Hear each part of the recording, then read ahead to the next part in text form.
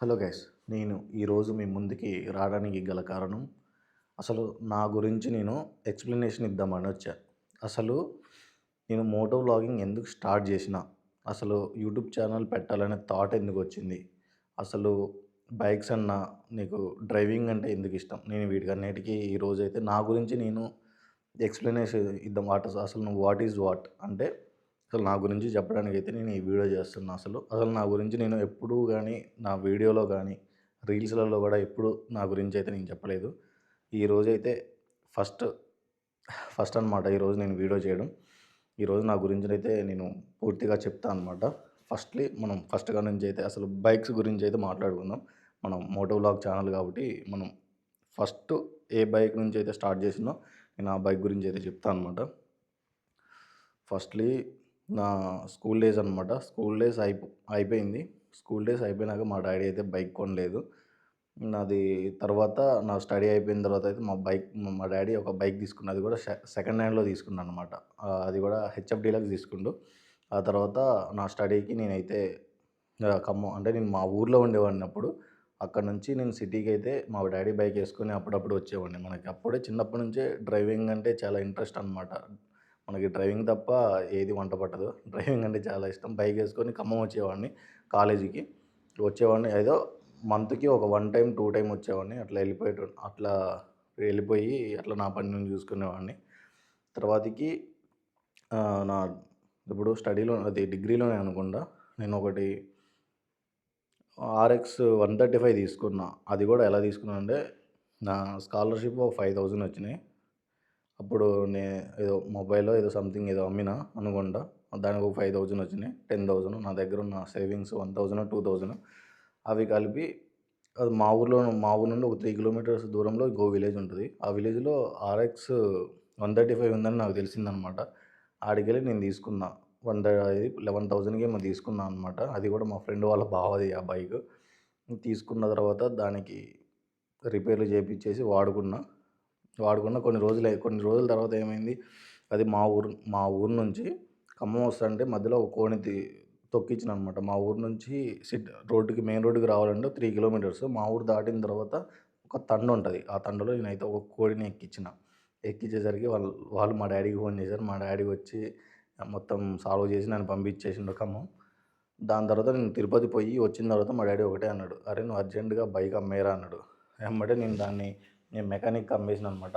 14,000 ఏమో అమ్మేసిన. అదొక్కటే ప్రాఫిట్ అనమాట. దాని తర్వాత మా డ్యాడీ బైక్ వేసుకొని నేను మా ఫ్రెండు పూజిత్ అని ఒకడుంటాడు. వాడు నేను ఇద్దరం కలిసి డోర్నకల్ వెళ్ళినాం. మొత్తం ఖమ్మం అంతా జల్లెడ పెట్టినాం అనమాట. ఇది ఆర్ఎక్స్ బైక్ కోసం.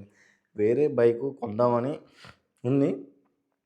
కానీ ఎందుకో నా మనసు ఒప్పట్లేదు. ఆర్ఎక్సే తీసుకోవాలని మనసులో ఎందుకో గట్టిగా ఉంది. నాకు చిన్నప్పటి నుంచి ఆ సౌండ్ అంటే చాలా ఇష్టం అనమాట. ఆర్ఎక్సే తీసుకోవాలని ఉంది. నేను మా ఫ్రెండు కలిసి తిరుగుతున్నాం. ఖమ్మం అంతా తిరిగినాం. ఎక్కడ దొరకలేదు.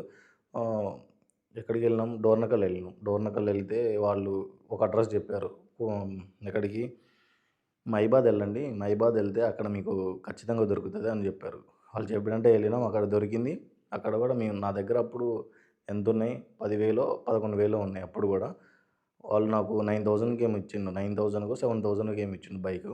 అది రిపేర్ చేపించుకొని తీసుకొనొచ్చి అది సూపర్ బైక్ అనమాట. అసలు మామూలు బైక్ కాదు. దానికి అసలు జీరో మెయింటెనెన్స్ అంటే వాళ్ళు ఇచ్చేటప్పుడు ఒక 200, 300 పెట్టి రిపేర్ చేపించిన అంతే. ఏం ఇష్యూస్ లేవు దానికైతే. జీరో రిపేర్స్ అనమాట. తీసుకొనొచ్చిన మంచిగా వాడుకున్న. తర్వాత అది స్కామ్‌లో పోయింది. దాని నంబరు మస్తుంటది.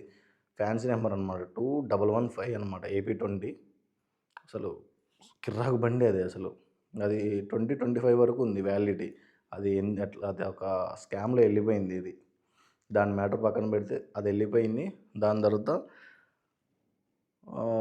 మా ఫ్రెండ్ గాడిది బైకే. నేను తిరుగుతా ఉన్నా మళ్ళా బైక్ కోసమే. తిరుగుతా ఉండి మళ్ళా నాకు ఆర్ఎక్స్ 130 అన్నీ నాకు ఆర్ఎక్స్ 135లే కనబడుతున్నాయి. ఎక్కడ చూసినా గానీ 135, 135, 135 100 కూడా దొరకట్లేదు. అసలు ఖమ్మంలో నేను ఎతుకుతున్నప్పుడు 100లు ఎక్కడ ఉండేటివి కావు. అన్నీ 135లే ఉండేటియి. 100లు ఎక్కడో ఒక్కాడ ఉండేటియి. అవి కూడా దొరకలేదు నాకు. మళ్ళా మా ఫ్రెండ్ గాడు అమ్ముతుంటే 30,000కి పెట్టి తీసుకున్నా. దాని లైఫ్ అయిపోయింది. లైఫ్ అయిపోతే మళ్ళా దానికి ఎంతైనాయి 13,000 15,000 అయినాయి మధ్యలో.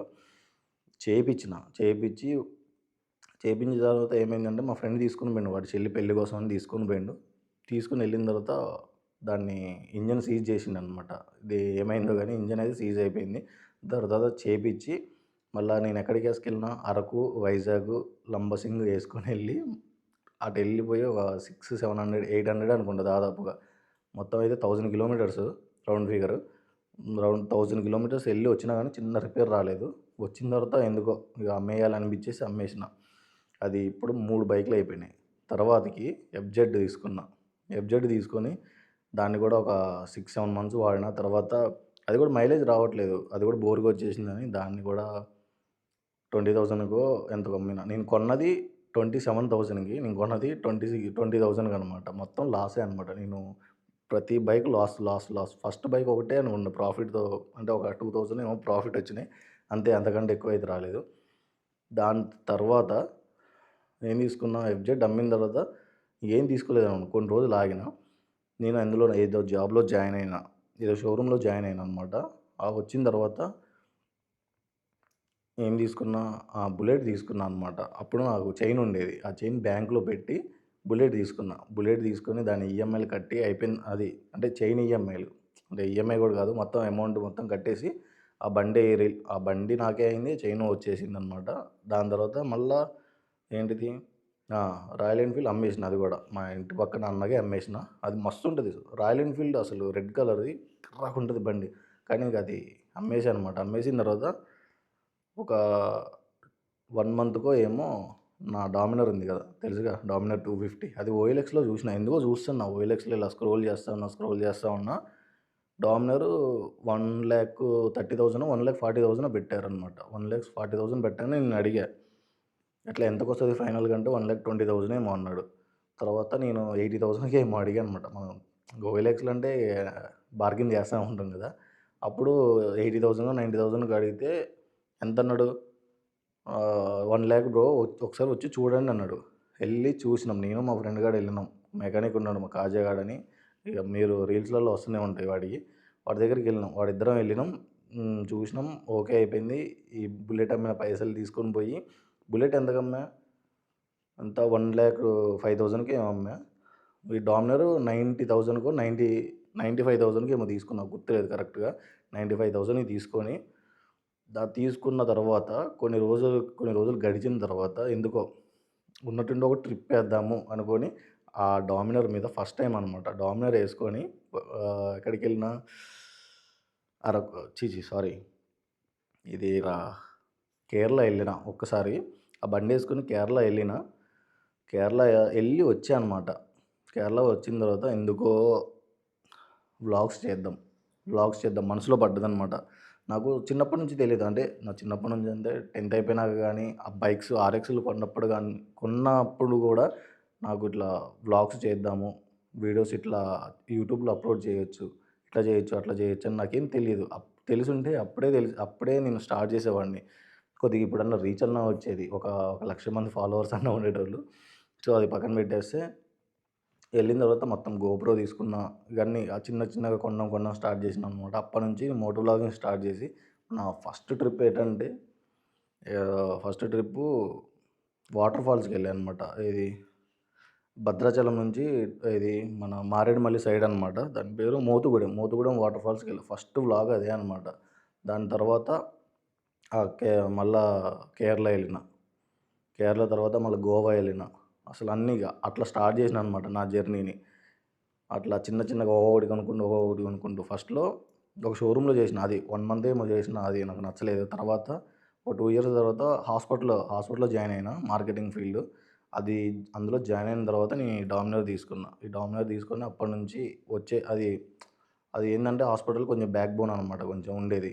మన ఖర్చులకి అవి వెళ్ళిపోయేటివి. కొంచెం సేవింగ్ చేసుకొని ఇట్లా వ్లాగ్స్ చేసుకునేవాడిని. అట్లా వ్లాగ్ చేసుకొని మొన్న రీసెంట్‌గా ఆల్ ఇండియా రైడ్ అంటే నేను హాస్పిటల్‌లో చేసుకుంటూనే ఒక 2, 3 డేస్ అట్లా. ఇప్పుడు సండే వచ్చేది కదా, ఫ్రైడే, సాటర్డే, సండే ఇట్లా 3 డేస్ మా మేనేజర్‌ని అడిగి, సార్ ఇట్లా నేను బయటికి వెళ్తున్నా సార్ అంటే, తీసుకునేటోడు.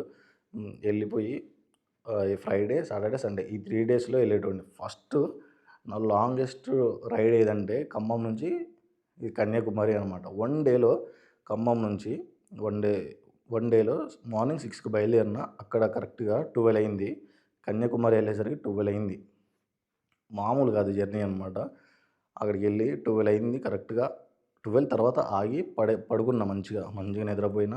తర్వాత ఎక్స్‌ప్లోర్ చేసుకున్నా అనమాట. నేను ఇంకో వీడియోలో చెప్తానన్నమాట. అంటే నేను ఫస్ట్ వ్లాగ్ నుంచి మళ్ళా అది వేరే వీడియోలో చెప్తా. అదనమాట ఇలా స్టార్ట్ చేసిన నా వీడియోస్ మొత్తం. చూస్తా ఉంటా వీడియో చూస్తా ఉంటే కొన్ని వచ్చేటివి ఉంటాయి. ఫస్ట్‌లో నాకు ఆ వీడియోస్, ఈ వీడియో చూసి నేను వాళ్ళ లెక్క అవుదామని ఏం లేదు ఫస్ట్‌లీ. తర్వాత నాకే అనిపించింది ఇట్లా బైక్ ఉంది. మనం కూడా స్టార్ట్ చేస్తే బాగుంటది కదా! అని స్టార్ట్ చేశా అనమాట. ఒకళ్ళ ద్వారా ఇన్‌స్పైర్ అయ్యి నేనైతే మోటో వ్లాగింగ్ అనేది స్టార్ట్ చేయలే. నాకు ఇష్టం ఉండి, నాకు ప్యాషన్ ఉండేది బాగా. కాకపోతే ఫస్ట్‌లో నాకు వీడియో ఎడిటింగ్ రాదు. అంటే పైపైన చేసుకుంటూ అప్లోడ్ చేసేటోడిని. మంచిగా ఎడిటింగ్ చేసి నేనెప్పుడైతే యూట్యూబ్‌లో పెట్టలేదు. ఇప్పుడు కూడా ఏదో అడపాదడపా ఎడిటింగ్ చేసి అట్లా పెట్టేటోడిని. అట్లా అనమాట. అలా స్టార్ట్ అయింది నా కెరియర్ అనేది. అంటే ఇప్పుడైతే అంత పెద్దగా ఏం కెరియర్ స్టార్ట్ కాలేదు. నేను మొన్నటి వరకు అట్లా రైడ్ స్టార్ట్ చేశాననమాట. నేను మళ్ళీ ఇంకొక వీడియోలో అయితే నా వ్లాగ్స్ గానీ, ఇంక మళ్ళా నేను ఎక్స్‌ప్లెయిన్ చేస్తా ఉంటా. వీడియోస్ మాత్రానికి చూస్తా ఉండండి. మళ్ళా నెక్స్ట్ వీడియోలో కలుసుకుందాం. Bye guys. ఈ వీడియో గనుక మీకు నచ్చినా, నచ్చకపోయినా లైక్ చేయండి, షేర్ చేయండి. అంటే మీ ఫ్రెండ్స్ ఎవరైనా ఉంటారు కదా! వాళ్ళకి షేర్ చేయండి. సబ్స్క్రైబ్ చేయడం మాత్రం మర్చిపోకండి. మళ్ళీ మనం నెక్స్ట్ వీడియోలో కలుద్దాం. Bye guys.